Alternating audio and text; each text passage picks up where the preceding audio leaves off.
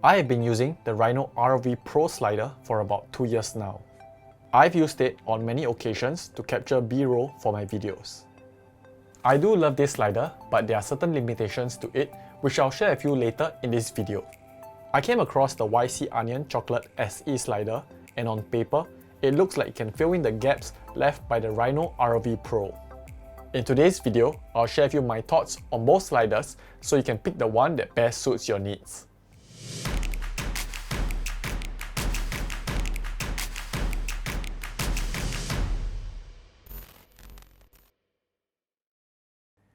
Hey guys, what's up? My name is Bernard and welcome to the channel. Today, I'm comparing the Rhino ROV Pro Traveler to the YC Onion Chocolate SE slider. With the products side by side, I'm sure that you can tell this is an apples to oranges comparison. The main point of this review will be to highlight the key selling points of each product to help you identify which slider is more suitable for you instead of pointing out which is better. Without further ado, let's begin the comparison. First up, all the specifications and features of each slider won't matter if it is not able to provide nice and smooth movements. Therefore, the only thing to do is to get some sample footage from each slider. First up, we have footage shot on the Chocolate SE at its fastest available speed with a 20mm lens.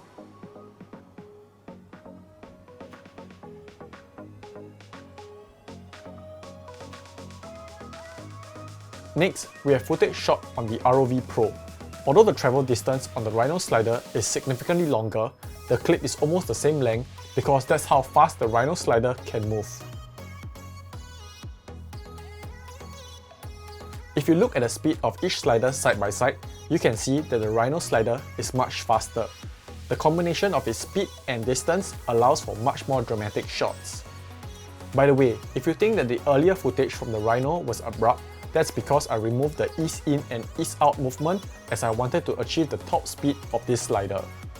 The Rhino slider is perfectly capable of capturing smooth footage even at top speed when I add the ease in option.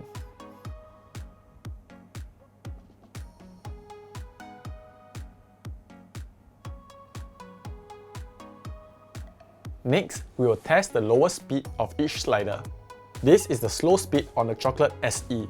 Do take note that this is technically not the slowest speed available, and let me share what I mean later in this video.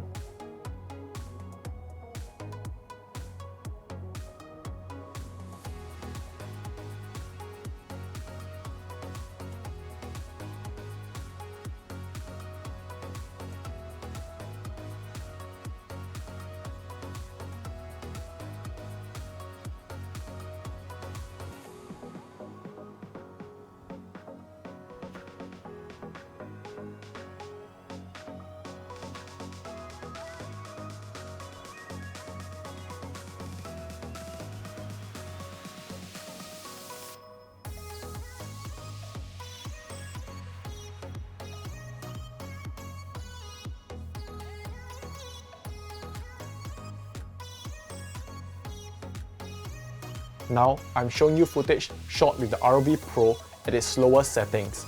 All footage shown so far are being played back in real time and no stabilization has been applied in post.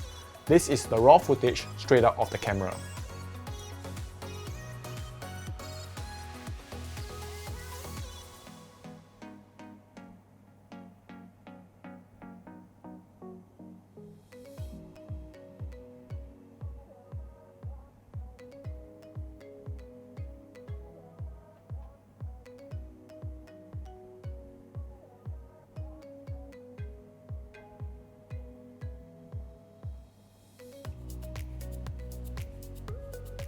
Side by side, you can see that the Chocolate SE slider is capable of going much slower. The speed you're seeing now is the lowest speed when you manually control it with the buttons on the slider. If you use the app, you actually have a lot of flexibility when it comes to slowing the slider down. I will go into more details in a bit. As you can see from the sample footage, both sliders are capable of providing smooth camera movements without any camera jitters even at top speeds. However, that was using a wide-angle lens. The true challenge will be to test for camera jitters when we are filming close-ups with a much tighter focal length. The footage you're watching now is shot on the 90mm macro lens at the faster speed of the Chocolate SE.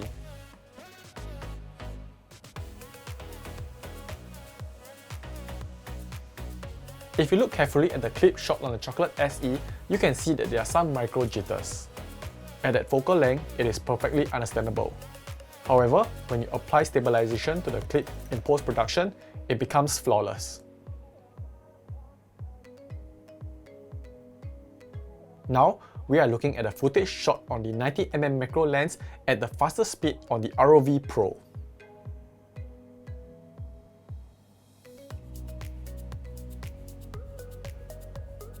As for the ROV Pro slider, the jitters are much more apparent, but I'm still quite impressed how smooth the footage is considering how fast the slider is moving. Like before, nothing a little warp stabilization in post can't fix.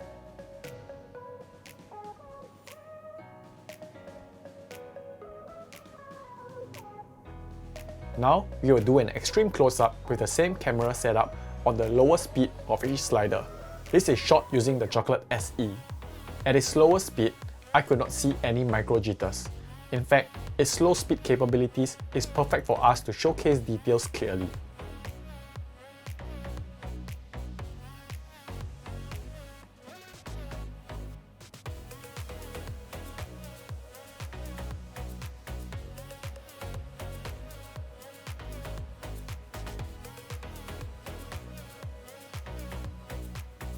And here is what it looks like using the ROV Pro slider.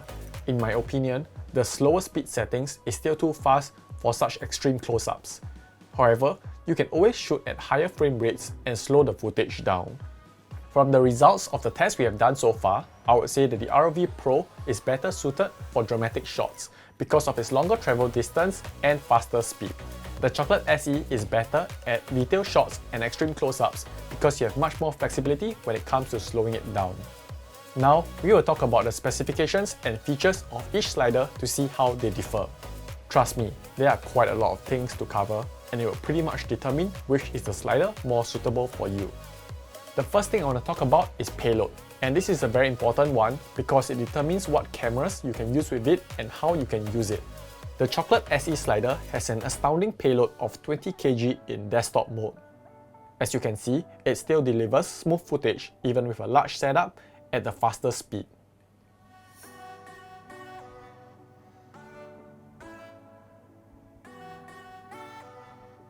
For some reason, on their website, the horizontal payload is rated at 3 kg on tripod and ballhead mode. Doesn't really make sense to me, but at least 3 kg should be more than enough for most camera setups. And last but not least, something that is not available on the Rhino slider is that the Chocolate SE slider has a vertical payload of 2.5 kg at a 90-degree angle and a 3.5 kg at a 45-degree angle. I don't really understand why it has a horizontal payload of 3 kg but a higher payload of 3.5 kg at 45-degree angle.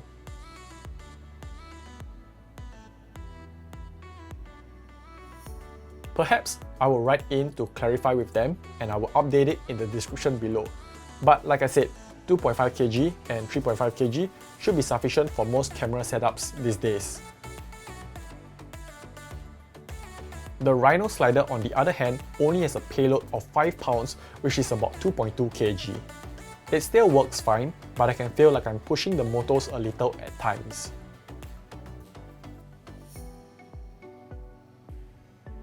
Where the Rhino slider loses out on is its inability to obtain vertical shots.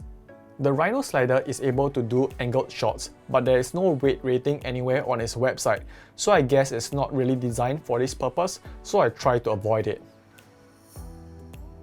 Speaking of payload, the next thing I want to talk about is related to this. The Rhino slider comes included with a ball head and I appreciate that. I also like that it has a quick release plate. However, what I do not like is that the ball head isn't the sturdiest. It will do perfectly fine with a setup like the A7 III and the Sony 16-35 f4. However, if you try a heavier setup like a full frame body with say the 24-70, you will find at certain angles it might struggle to keep in place. You can still try to find a way to make it work by using a lot of effort to tighten the ball head and avoid shooting at certain angles, but this certainly affects the user experience. The other thing that I don't like is that the slider and the ball head is a proprietary design. Because of this indent, I am unable to use other ball heads to avoid the problem mentioned earlier. I understand that they designed this so it will be compact and lightweight, but to be honest, I would prefer a stronger ball head or at least the option to use my own. By the way, here is a quick tip. I use a quick release plate on top of Rhino's own quick release plate so it improves my workflow. Moving on to the Chocolate SE, this slider does not come with a ball head.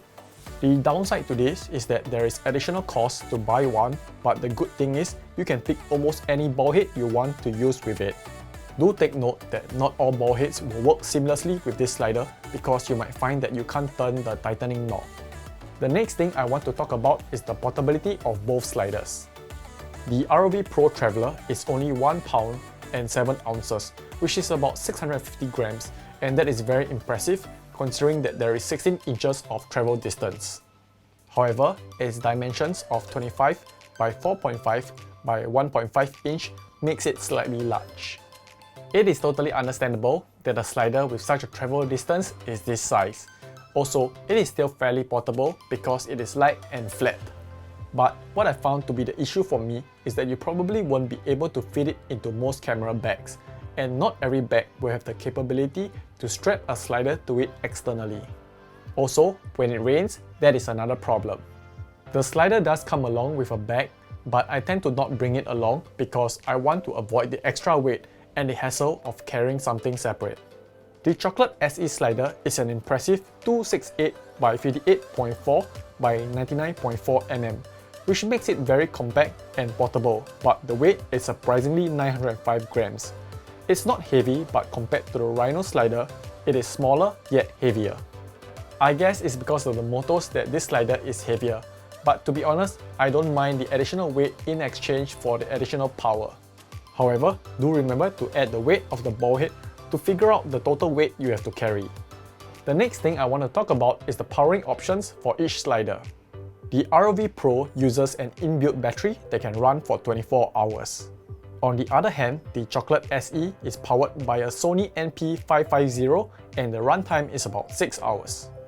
Usually, I would argue that having replaceable batteries gives you much more flexibility and potentially longer operating hours. However, the 24 hours runtime by the Rhino slider is more than enough and can't be beat. But what the Chocolate SE is capable of is to be powered by a power bank externally. This probably makes up for the shorter battery life, but to be honest, 6 hours is usually more than enough for me. Speaking of power, you are able to see how much battery is left on the ROV Pro. However, on the Chocolate SE, you are not able to check your remaining battery life. This is a huge flaw to me because I can't check when I'm supposed to replace my batteries. Between the two, in this aspect, I lean towards the ROV Pro. I do so because of the longer run times and the logistical convenience. For the Chocolate SE slider, I will have to bring extra batteries and the external charger for those batteries, or a power bank, while the ROV Pro only requires a USB cable to be charged. Now, let's take a look at the mode of operation. The ROV Pro can only be controlled by the app. One of the biggest selling points about the Chocolate SE to me is that you can control this slider manually with the buttons that are on it. Although there are certain limitations to this method of control, it is still greatly appreciated when I want to get simple shots fast-free. To unlock the full potential of this slider, we will have to use their app.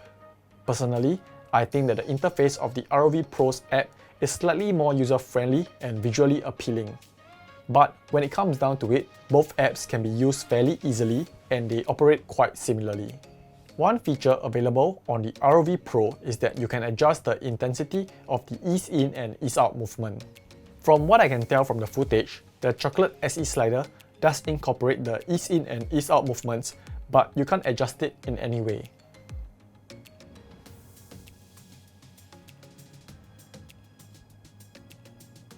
For the Chocolate SE slider, one highlight feature to me is that you can set a point A and a point B. This is very useful when I don't need the slider to travel its full distance. It is especially annoying when I only need a small movement on the ROV Pro, but I have to wait for it to travel from end to end. Another unique thing that you're able to do with the Chocolate SE is that you're able to set the slider speed to be as long as 44 minutes in video mode. To be honest, the only practical use I can think of for this feature is when you want to take a time lapse using S&Q mode. The last topic we will cover is the design of each slider. Let's talk about the ROV Pro first. This slider comes with legs that allow you to place it even on uneven ground. The Chocolate SE slider is only suitable to be used on even surfaces in tabletop mode. Furthermore, because it has a very small base, it doesn't balance very well with front-heavy setups. However, one of the things that I really appreciate about the Chocolate SE slider is that they included a bubble level. It is a very small thing, but it helps a lot. You can attach a bubble level like I did on the Rhino slider, but I would have preferred if they built in one. Before I wrap up this video, I think there is one big question many would have. Is the 15 cm travel distance on the Chocolate SE slider enough? In my opinion, it is enough even if you use a wide-angle lens, but the key thing you need to do is to include foreground in your shot. That is true even for the ROV Pro, even with a longer travel distance. Another thing you could do to enhance the camera movement is to use a tighter focal length.